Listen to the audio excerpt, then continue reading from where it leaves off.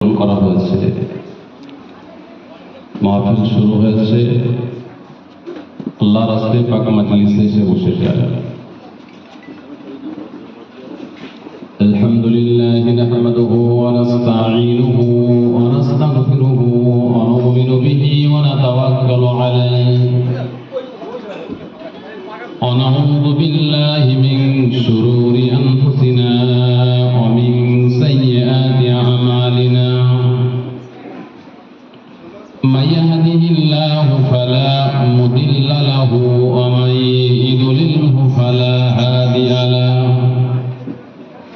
ونشهد أن لا إله إلا الله وحده لا شريك له ونشهد أن سيدنا ونبينا وحبيبنا ومولانا محمدا صلى الله عليه وسلم عبده ورسوله أما بعد فأعوذ بالله من الشيطان الرجيم بسم الله الرحمن الرحيم إن الله وملائكته يصلون على النبي يا أيها الذين آمنوا صلوا عليه وسلموا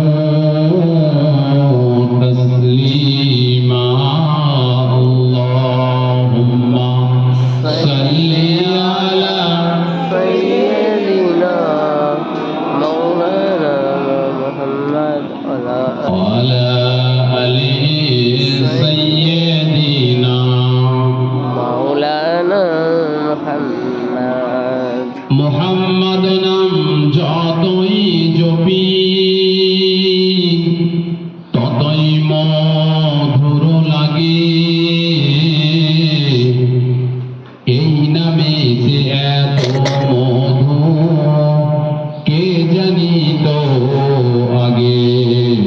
আল্লাহুম্মা সাল্লি আলা سيدنا مولانا محمد وعلى آل سيدنا مولانا محمد একটু কলমে জিকির করি লা ইলাহা ইল্লাল্লাহ লা ইলাহা ইল্লাল্লাহ লা ইলাহা ইল্লাল্লাহ মুহাম্মাদুর রাসূলুল্লাহ হাসবি রাব্বি জাল্লাল্লাহ মা ফি কলবি গায়রুল্লাহ নূর মুহাম্মদ সাল্লাল্লাহু লা ইলাহা ইল্লাল্লাহ লা ইলাহা ইল্লাল্লাহ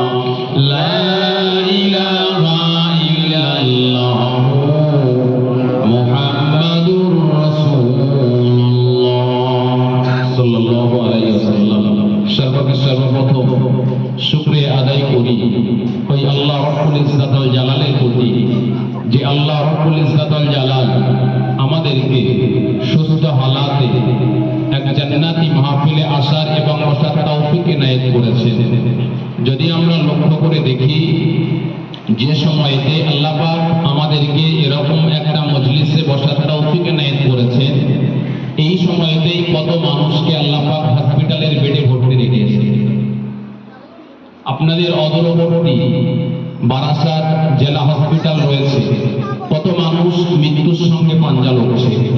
কলকাতার আরজি কর, পিজি হসপিটাল, নীলরতন, খ্রিস্টান মেডিকেল কলেজ, সিএমসি, নারায়ণী থেকে শুরু করে অ্যাপোলো থেকে শুরু করে যত বিশ্বের নামি দামি এবং ব্র্যান্ডেড হসপিটাল রয়েছে, কত মানুষ মৃত্যুর সঙ্গে পাঞ্জা লড়ছে। তাদের ইচ্ছা পৃথিবীতে একটু হেঁটে চলে বেড়াবে। যে আল্লাহ রব্বুল ইজ্জাতুল জালাল আমাদেরকে সেরকম পরিস্থিতিতে না ফেলে এরকম একটা সুন্দর মজলিসে আসার এবং বসার তৌফিক এনায়েত করেছেন।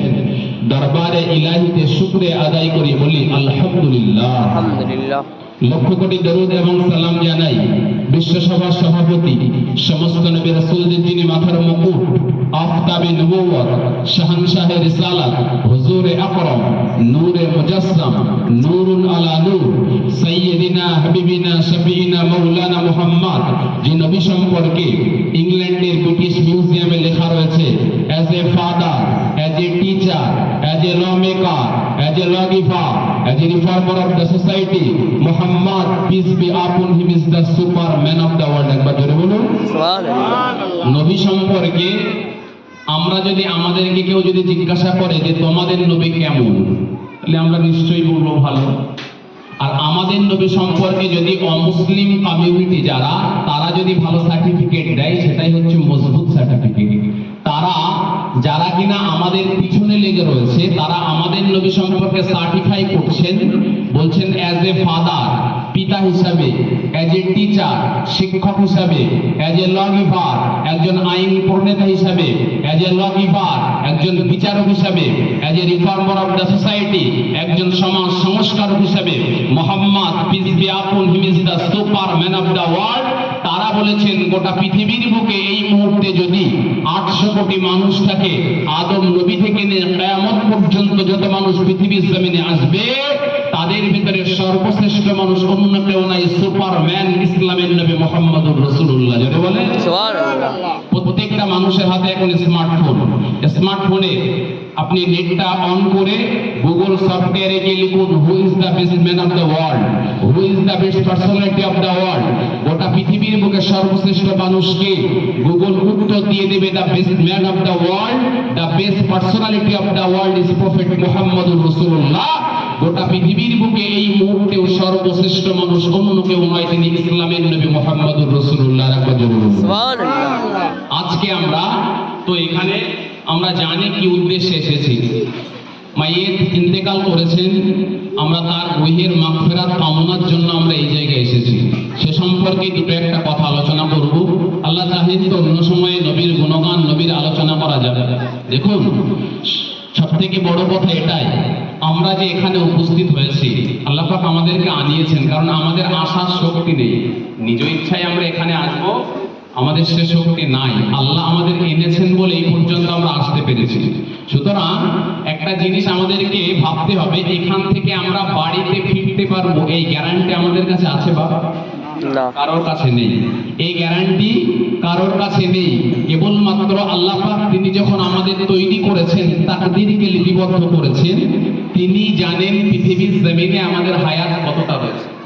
জানি না যদি আজরাইল কার পিছনে লেগেছেন, আজরাইল কার জান কবজ করার জন্য, আজরাইল কার জান কবজ করবেন, কাফনের কাপড় কার দিকে হাতছানি দিয়ে ডাকছে, এ দুনিয়ার মানুষেরা, আব্দুল গফফার, আব্দুল জব্বার, আব্দুর রহিম, দুনিয়ার বুকে বাড়াবাড়ি করো না ভাই, আমি কাফনের কাপড় তোমার দিকে হাতছানি দিয়ে ডাকছি। আল্লাহ পাক পাঁচটা এমন জিনিস রয়েছে, যে পাঁচটা জিনিস আল্লাহ কোনো নবীকে দেয়নি, পীরকে দেয়নি, ওলিকে দেয়নি, গৌসকে দেয়নি, কুতুবকে দেয়নি। আল্লাহ পাক পাঁচটা জিনিস নিজের কাছে সুরক্ষিত করে রেখে দিয়েছেন। একবার জোরে বলে সেই পাঁচটা জিনিসের ভিতরে একটা জিনিস হচ্ছে বান্দার মরণ কবে হবে, কখন হবে, কোথায় হবে, কোন জায়গায় হবে, এটা আল্লাহ পাক কাউকে জানায়নি, কোন নবীকেও জানায়নি, কোন পীরকে জানায়নি, গৌসকে জানায়নি, কুতুবকে যায়নি, আল্লাহ নিজের কাছে রেখে দিয়েছে। সুতরাং ইমানদার মুসলমান হলে আমাদের সব সময় মরণের জন্য প্রস্তুতি থাকতে হবে।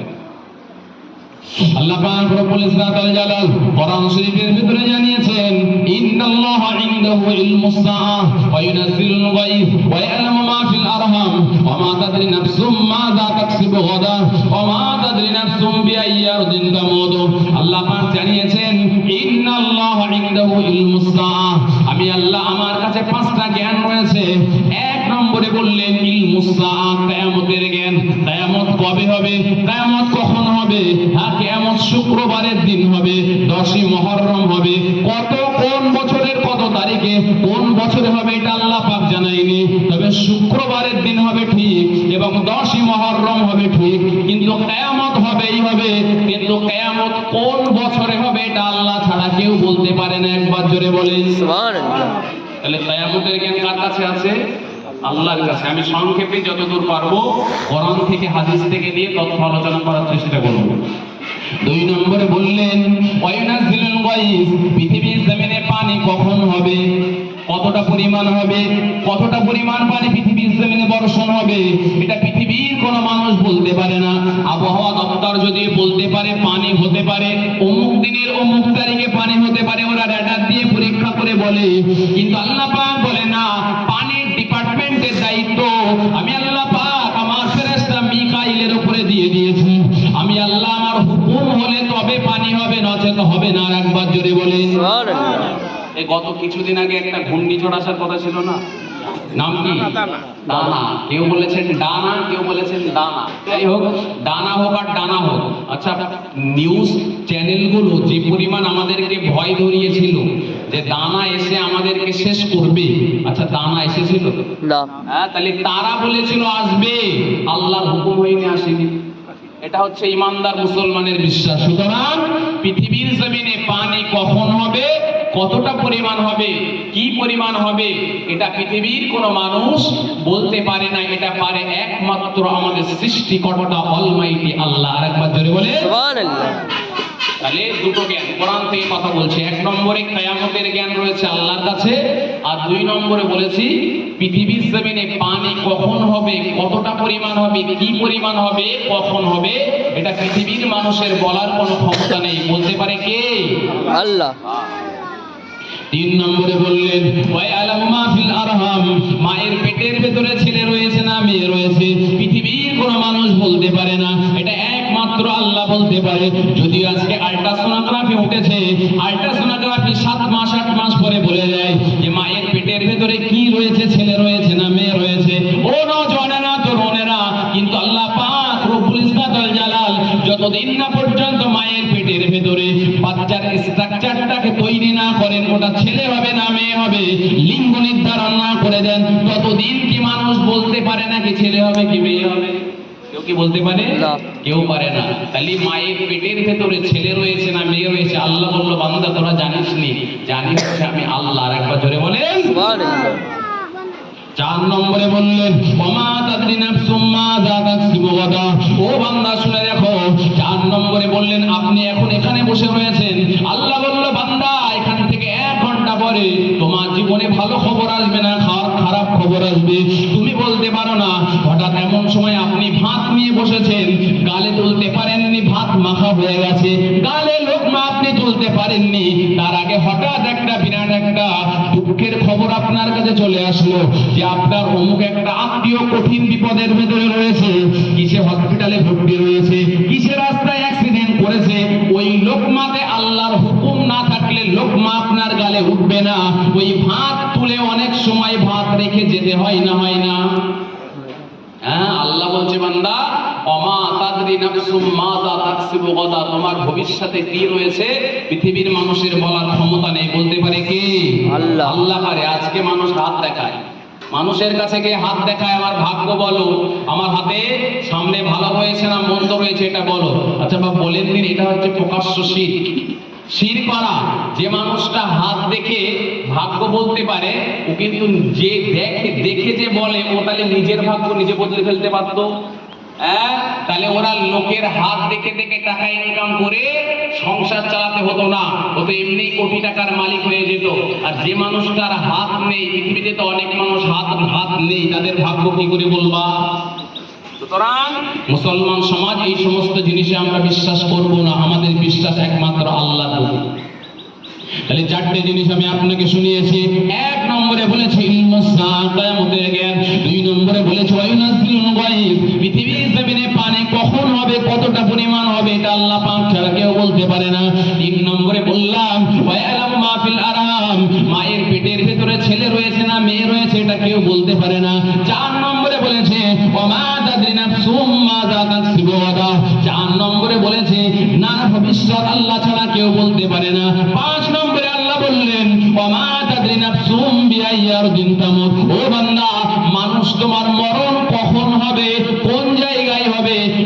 পৃথিবীর মানুষের বলার ক্ষমতা নেই, বলতে পারে কে?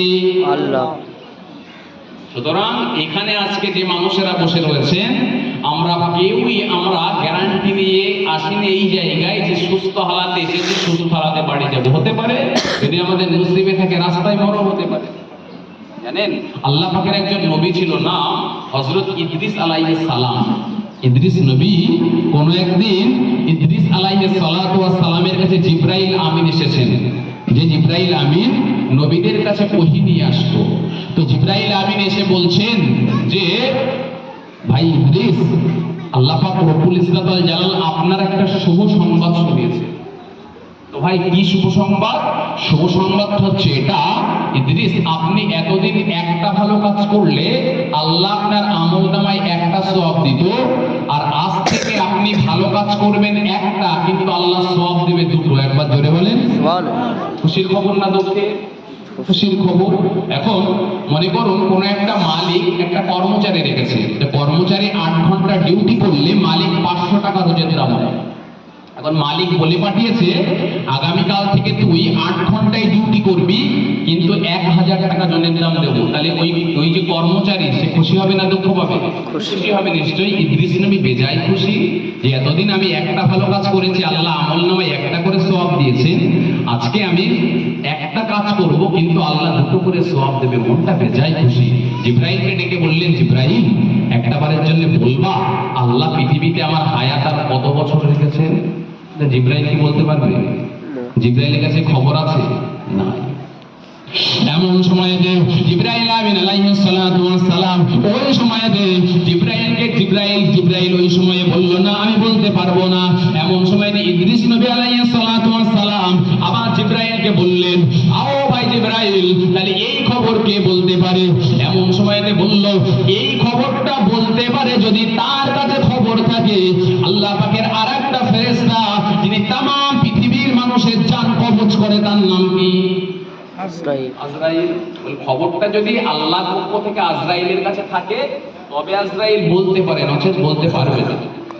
খবরটা যদি থাকে বলতে পারবে। চলো আমি আজরাইলের কাছে যাব। কে বলছেন? ইদ্রিস নবী পৃথিবী থেকে বলছে আমি আজরাইলের কাছে যাব, তার কাছে কোনো খবর আছে কিনা আমি একটু কনফার্ম হব, সঠিক হয়ে আমি আল্লাহর ইবাদতে মনোযোগ করব।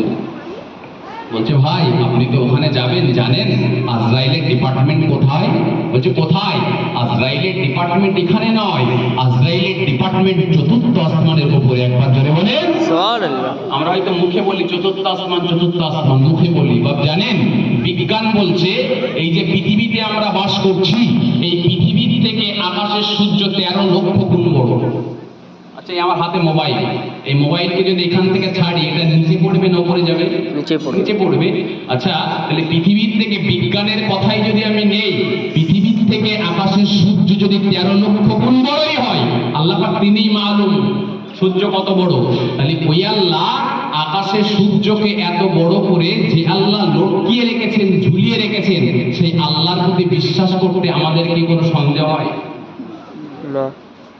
শুধু তাই নয়, আল্লাহ পাক 7টা আসমান তৈরি করেছেন, ছোট্ট করে না বললে নয়। রাসূল 7টা আসমানের উপমা দিয়েছেন এমন ভাবে যে রাসূল বলেছেন মনে করো তোমাদের কারোর হাতে একটা আংটি রয়েছে, ওই আংটিটা তোমরা দুনিয়ার সবথেকে বড় জঙ্গলের ভেতরে আংটিটা ছুঁড়ে ফেলে দিলে। মনে করুন আপনি আফ্রিকার জঙ্গলে গিয়েছেন, আফ্রিকার জঙ্গল তো বিরাট বড়, জঙ্গলের সামনে দাঁড়িয়ে আপনার হাতের আংটিটা খুলে জঙ্গলের ভেতরে ফেলে দিলেন। আচ্ছা আপনার আংটির তুলনায় ওই জঙ্গল কত বড় হবে? কোন হিসাবে আসবে? আসবে না। আল্লাহ রাসূল বলছেন তোমার হাতের আংটি যদি প্রথম আসমান হয়, ওই আফ্রিকার জঙ্গল হচ্ছে দ্বিতীয় আসমান। একবার জোরে বলেন। আবার বলছেন দ্বিতীয় আসমান আর তৃতীয় আসমান কত বড় জানো? দ্বিতীয় আসমান যদি হাতের আংটি হয়, তৃতীয় আসমান হচ্ছে আফ্রিকার জঙ্গল। তৃতীয় আসমান যদি হাতের আংটি হয়, চতুর্থ আসমান আফ্রিকার জঙ্গল। চতুর্থ আসমান যদি হাতের আংটি হয়, পঞ্চম আসমান আফ্রিকার জঙ্গল। পঞ্চম আসমান যদি হাতের আংটি হয়, ষষ্ঠ আসমান হচ্ছে আফ্রিকার জঙ্গল।